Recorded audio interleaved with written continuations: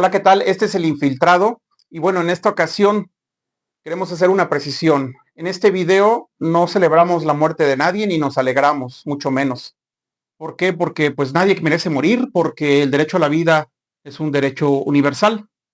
Pero bueno, hoy vamos a hablar de Charlie Kirk, quién era, qué representaba, qué decía y lo que pasó el miércoles.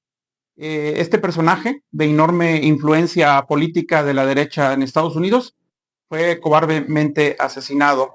Él tenía seguidores y detractores al límite.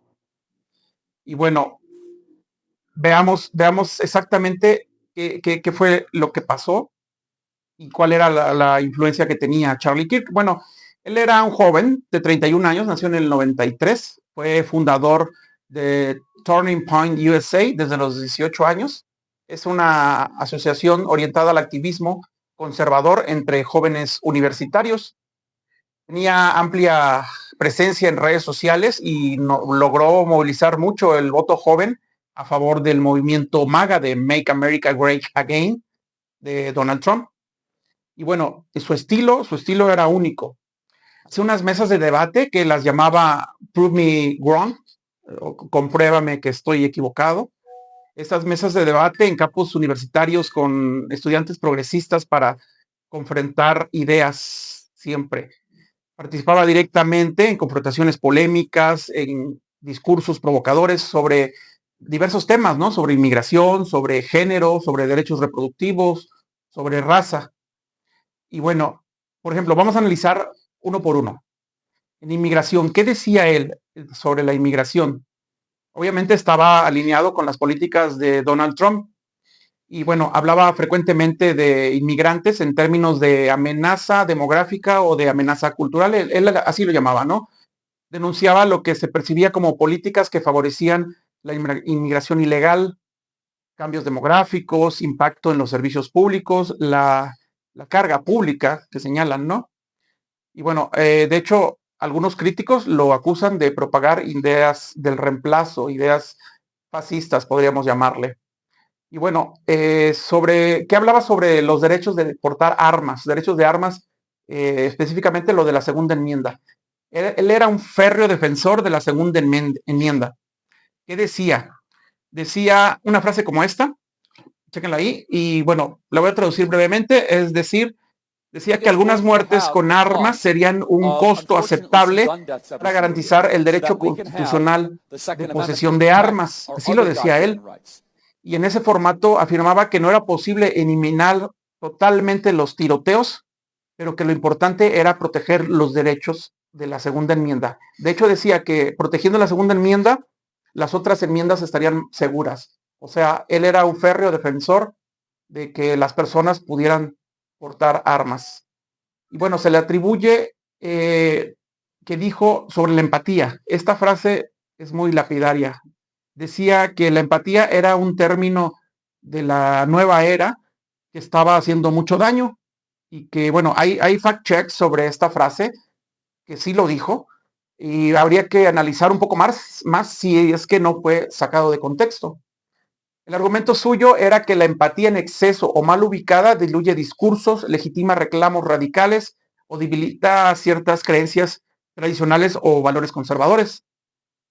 Y bueno, pues era muy famoso por su manera de acudir a las universidades, que era su principal nicho de acción.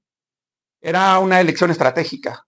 Iban a los campus como escenarios de confrontación ideológica donde había estudiantes críticos y había un debate abierto y tribunales de idea. Una manera muy única de expresarse y de ser un líder de opinión, Charlie Kirk. ¿Por qué? Pues por su estilo. Su estilo era provocador, hacía preguntas directas, tenía un lenguaje polarizador, el uso de términos como woke, que era despectivo para criticar movimientos progresistas. Y bueno, ¿cómo él identificaba el woke? Bueno, criticaba la ideología woke como corrosiva para la cohesión social, señalaba que ciertos conceptos progresistas como género, raza, equidad estaban creciendo y cediendo al culto al victimismo o a la polarización, ¿no? Y bueno, pues esas eran más o menos sus ideologías. Y bueno, lamentablemente, ¿qué es lo que pasó el miércoles? Bueno, durante un evento en la Universidad de Utah Valley, dentro de su gira American Comeback Tour. Estaba en su formato de Prove Me Wrong, en una mesa de debate al aire libre con un público universitario, y pues simplemente un francotirador le disparó y le alcanzó en el cuello. Murió en la vista de todos, desangrado. Murió poco después, se lo llevaron al hospital, pero ya no pudieron salvarlo. Y a la vista de todos, en un evento realmente deleznable, ¿no? Ya hubo reacciones del propio presidente Donald Trump, quien lo describió como una persona tremendamente ligada a la juventud, muy querido, y lamentó su muerte como una pérdida para el país. Así lo dijo el presidente. Incluso llamó a un luto nacional donde las banderas se van a poner a media asta para conmemorar a Charlie Kirk. Y bueno, autoridades y figuras políticas de ambos partidos, tanto los republicanos como los demócratas, condenaron el acto como un asesinato político. Así, en la tierra de las libertades, un asesinato político en pleno 2025. Y bueno, resalta la gravedad de que alguien muera por sus creencias políticas. Esto es realmente alarmante, ¿no? Y bueno, ¿qué significa exactamente el asesinato de Charlie Kirk? Pues marca un momento crítico en la escalada de polarización y violencia política en Estados Unidos. Hay cuestionamientos sobre la seguridad en espacios públicos, sobre todo en las universidades, donde hay cientos o miles de jóvenes.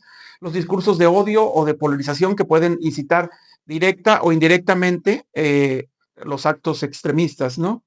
Y bueno, para sus seguidores, Kirk será visto como un mártir, así simplemente, o un símbolo de resistencia conservadora. Para sus críticos, sin embargo, pues es un aviso extremo de hasta dónde puede llegar la radicalización de la ideología.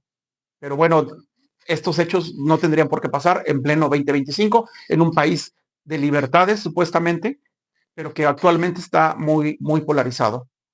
Y bueno, ¿cuáles son las críticas que se le harían a Charlie Kirk? Pues las que siempre se le hacían, ¿no? Se les reprochaba ignorar el daño que su retórica podía provocar, especialmente en temas como inmigración, raza, género. Sus declaraciones sobre que algunas muertes eran aceptables como precio de defender derechos constitucionales resultaban provocadoras para mucho, incluso dentro de los mismos sectores conservadores. Y bueno, irónicamente, él fue parte de esta estadística que él justificaba por el derecho de portar armas. Bueno, había debates también sobre hasta qué punto su crítica al woke era legítima o simplemente apelaba al resentimiento cultural, a los elementos de defensa, etcétera, ¿no? Bueno, pues sus seguidores lo valoran por su valentía al confrontar ideas dominantes en ambientes adversos. La mayoría de los ambientes donde él iba llevaba su debate al público que no le era favorable y se enfrentaba ante ellos, cosa que no cualquiera se atreve, ¿no? Generalmente siempre llevas el debate o tu mensaje con tus propios seguidores. Él no, él lo hacía mucho con sus detractores y esto es algo de reconocerle, más allá de su mensaje, su manera de llevarlo, su manera de hacerlo y su influencia que tenía, ¿no? Y bueno, aquí pues podríamos decir que consideran que promovía la libertad de expresión, confrontación de ideas, que fuera el público el que juzgara al ver los debates con este formato de Prove Me Wrong. Y bueno, pues ahora hay que reflexionar sobre esto, que esta muerte sirva para reflexionar que la importancia de un discurso responsable, la importancia de que los líderes, cuando usan términos como enemigo, amenaza, invasión, etcétera, pues corren el riesgo a normalizar la violencia, violencia que al final de cuentas termina revertiéndose, ¿no? Y bueno, hay que también reflexionar que la polarización se traduce en consecuencias reales, no solo queda en los discursos y las discusiones políticas en los debates, sino que hay riesgos físicos. Hay gente que se lo toma muy a pecho y que está dispuesta a matar o morir por defender sus ideas. Y bueno, hay que saber también que la libertad de expresión no está exenta de responsabilidades sociales en este sentido. Y bueno, aquí vamos a reiterar, tenemos que reiterar y hacerlo claramente. Muy criticable tal vez el discurso de Charlie Kirk, muy criticable su postura, no sé, pero pues no podemos celebrar esta muerte, ¿no? Ningún ser humano merece morir, sin importar cuán polémico haya sido, sin importar sus ideas, pero sí debemos analizar lo que representó, lo que decía, lo que inspiraba y lo que advertía su vida en ese sentido. Y bueno, aquí una pregunta para el público, déjenmelo aquí en los comentarios, si me permiten cuestionar. Bueno, ¿en qué punto la palabra se convierte en un arma para atacar al oponente? Y bueno, ¿cómo evitar que la confrontación política mediante ideas y argumentos termine en este tipo de tragedias? Eso es muy lamentable. Y bueno, pues la pregunta medular de todo esto, ¿puede Estados Unidos, el país de las libertades, reconciliar su derecho a libertad con el imperativo de la vida y la paz ahora en estos momentos cuando más se nota la polarización de los progresistas con los conservadores, de los que apoyan a Trump contra los que lo odian? Y bueno, esto ha sido producto de una generación más involucrada sobre los temas de política, ¿no? Y bueno, pues simplemente reiteramos, no estamos a favor de este tipo de cosas. Lamentamos mucho la muerte de Charlie Kirk y bueno, hay que tomar responsabilidad de cómo se expresan las ideas y de sobre todo de saber debatir, porque no se sabe debatir mucho. Este es el Infiltrado. Muchísimas gracias por escucharme, por seguirnos y bueno, regálanos un like, suscríbete. Nos vemos en la próxima. Hasta luego.